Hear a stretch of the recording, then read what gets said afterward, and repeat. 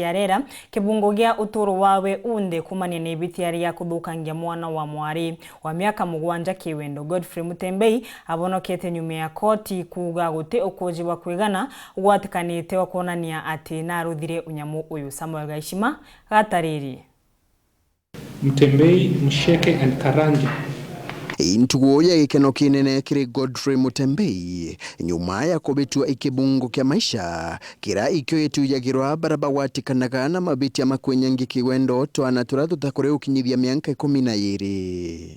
Mutembei uraimukari wa ntere cha munga gichigo bunge kya Mara gitwe ari rumande kuma tariki 4 Januari mwaka muthiru rira athitangirwe na KWINYANGIA KIWENDO kaana kamwega ukurubwa miaka 7. Akuregana na thitango inu na atwirirwo bondi ya shilingi 300,000 irataomba kurea ara aigitwe agitege gambare yake akiumaga rumande nchera ya Kathwana. Indi mugambithania Habat Mwendwa nyuma ya kuthikiria gambare ri na agite UKUJI bukugana kugwata Mutembei na babitia mamu.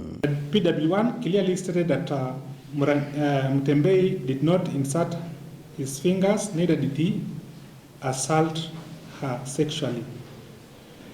The prosecution has therefore not been able to establish a prima facie case that the accused person intentionally caused his penis to penetrate the vagina of PM, a child aged 7 years, as charged, as appears in the charge.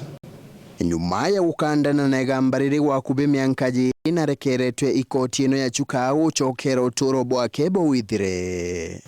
As such, I find that the prosecution have not established a prima facie case, and I do proceed to acquit the accused person under section 210 of the CPC.